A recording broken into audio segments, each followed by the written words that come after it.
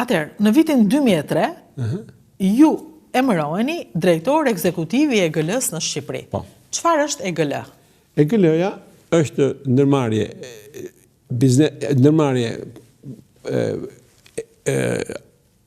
zvicerane energjetike që ka akronim i fjalëve ndërmarrja energjetike me qendrën në Laufenburg.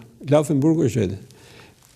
Ta tentoj ta them pak gjermanisht, por me kërkesën që mos qeshni, se më di se them mirë. Jo, nuk qeshtë, nuk di gjermanisht. Elektricitat, Gesellschaft, Laufenburg. Kjo është EGL-ja. EGL-ja. E cila ju emëron juve drejtor në Shqipëri në 2003. Po.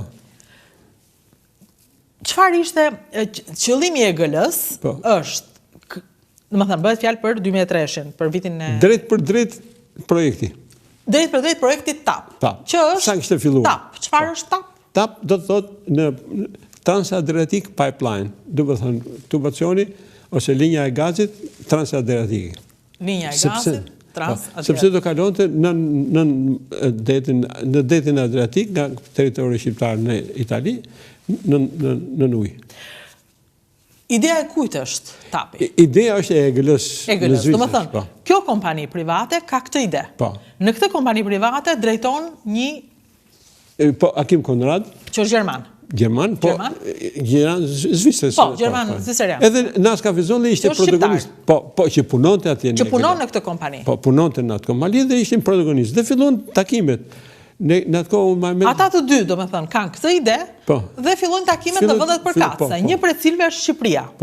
Në Shqipëri, ju jeni drejtori e EGL-s, i emëruar prej tyre, dhe fillojnë takimet me politikën, besoj, në fillim. Në 2003, kanë qenë socialistët në pushtet. Kanë qenë socialistët, po. Dhe gjeta për krahin e tyre të plotë. Të kujtë, me kë keni filluar për të parë të takojni? Viktor Doda, Pajtim Bello,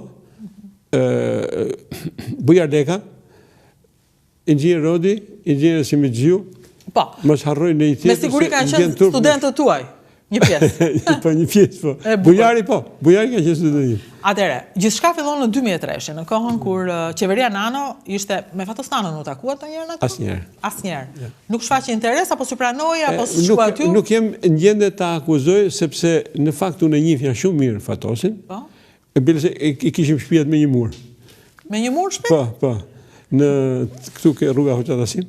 Pra edhe njifja teatrin e tëmën, motrat e vetë Fatosin edhe kështu që nuk besoj të ketë pas në i qëllim, për si duket s'ka ardhë në emnus për bashkë edhe koma. Këtë kohë filluam në televizim edhe në për Europë. Unë kam qenë, për shumë, në Stavanger, në Norvegji, kam qenë në Belgjik, në Komitetin e Energjisë, kam qenë në Ministrinë e Ekonomisë të Italisë. Po pse ishin në këto takime? Shkonim grup për të prezentuar projektin. A ju shkonit si pjesa e shqiptarëve, palës shqiptare? Po, shkon Akim Konradi, Naska edhe unë. Po, pra, po i prezentoj kancelarive një projekt privat, i cili mund të ndikonte në gazifikimin e këtyre vendeve dhe në... Për të krijuar... Po, për të larguar, për të krijuar pavarësinë nga gazi rus. Edhe për krahjen, edhe... Do me thonë, të jemi ndershëm, nuk e kam menduar këtë punë e gazit rus, por në fakt, ishte çështje kritike për energjetikën shqiptare, kjo. Edhe, do merresh, e tha Naska ndoshta në intervistë që ne do të merreshim gazin nga Azerbajxhani.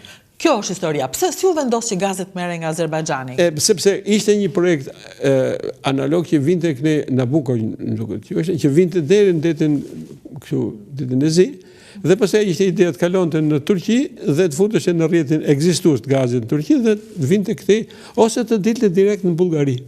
Po, ishin disa mundësi. Po, mund të ishte aty këtë kohë. Në këtë kohë ne donim që bazën gazit mos kishte varësi nga ky sistemi i rrjetit të gaselsave rus. Po, Europa është kjo në fundit tani ndjet si nevojë në Europën perëndimore, sepse asgjë nuk ndodh befas. Duhen vite të tëra që ti të arrish në një ditë si kjo. Shqipëria si u fut? Në Shqipëria në 2003-shit... Unë them që ka qenë ideja e EGL-s Zvicrës. Dhe thënë, të jemi mirënjohës atyre që e bëm këtë gjë, që futën Shqipëri në këtë rrjet. Edhe ky Akim Konradi, domethënë, në qoftë se më thot një shqiptar i mrekullueshëm do ishte që investonte për këtë punë, ky është tregu më shumë shqiptar se sa unë. Po si ka mundësi? Çfarë njohje kishte me Shqipërinë? Absolutisht asnjë, vetëm pasioni i projektuesit, i studiusit edhe. Ai është gjallë? Ai është gjallë, ai është mos gaboj deri vonë ka qenë drejtor i Institutit Energjetikës Gjermane. Ka qenë dhe është larguar nga EGL-ja? Ka vazhduar? Po. Ai është ka punuar dhe me Gazpromin. Ka punuar në pas me Gazpromin? Nga Turqia. Po. Dhe puna është që ai dhe tash së kësaj dite mban marrëdhënie me mua miqësore shumë.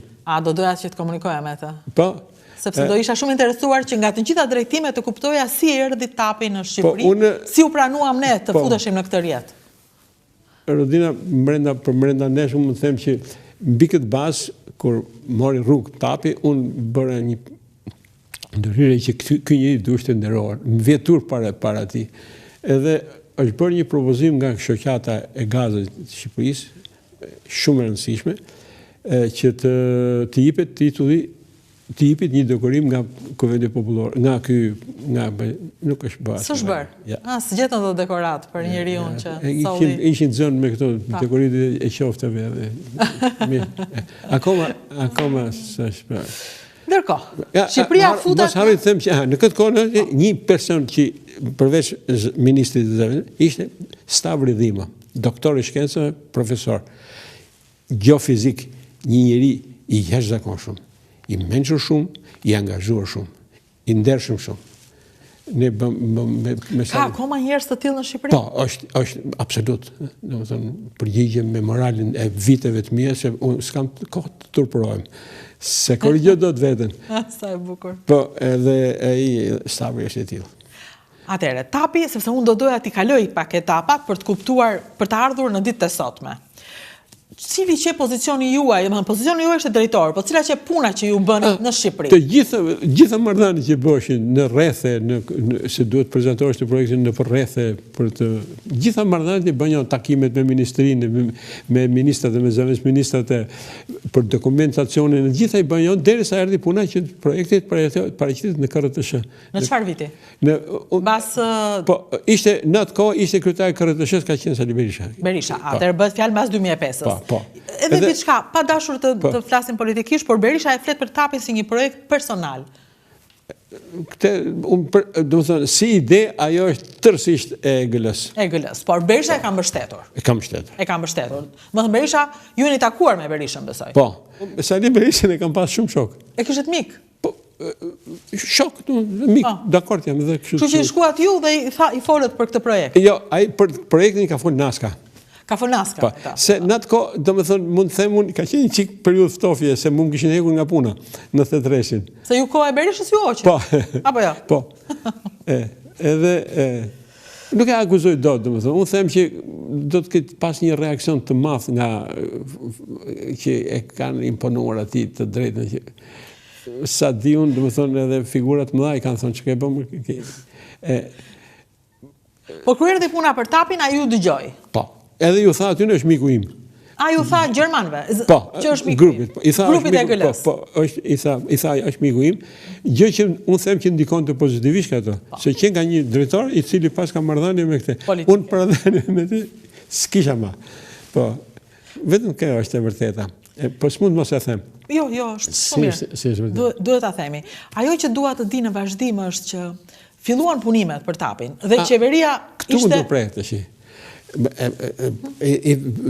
Mbaroj projekti, mbaroj përfundimisht projekti, dorëzimi dhe kalimi në KRTSH. Ju thash që gjatë kohës Viktor Dodës gjendja mbështetjet jashtëzakonshme me ministri, po me të njëjtin potencial dhe me periudhën që ishte Partia Demokratike. Genc Ruli ka qenë. Genc Ruli i mrekullueshëm. Si që ishin Pajtim Bello, Stavri Dhima me shumë, edhe ky Genc Ruli po.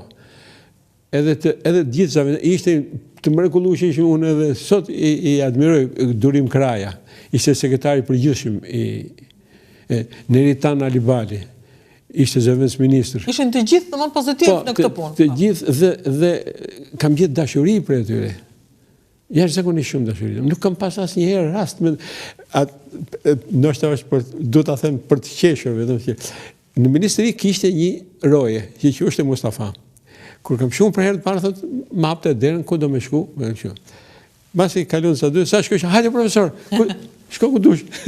Shko ku dush. Kështu që dyert ishin të hapura. Duhet ta them, shumë të hapura. Për ju që ishe njeriu e GL-s, secila do sillte tapin në Shqipëri. Shumë të hapura. Kur fillon një lloj ashtu. Kjo, domethënë, faza kritike që filloi në kohën kur erdhi në ministri ky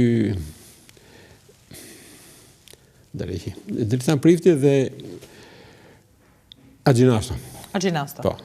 Agjinasto se unë i mësuar të bi derës ministrisë me shil, në kuptimin e mirë të fjalës, i kërkova takim, nuk më pranoi. Me kaq që unë i preva gjitha marrëdhëniet me ministrinë. Edhe unë s'kam hyrë më në ministri për këtë problem. Kjo ministri u mbylli derën? Po. O ndërkohë tapin, në çfarë faze ishte? Kishte mbaruar projekti, ishte mbrojtur në KRTSH, ishte mbrojtur projekti. Po. Po, dhe neve, kompania, përmërshim organizimin e kompanisë që do merrte zbatimin. Zbatimin e tapit. Dhe për zbatimin, ne apeluam në shumë kompani europiane dhe u bashkuan disa kompania me këtu fillon maset quhet tap si ndërmarrje, sepse kjo ndërmarrje mori projektin e gatshëm dhe tash i luftonte për implementimin. Për implementimin. Po, prandaj ndryshon dhe emri, tani quhet tap. Po. Në këtë kohë, domethënë, unë i preva nuk gjeta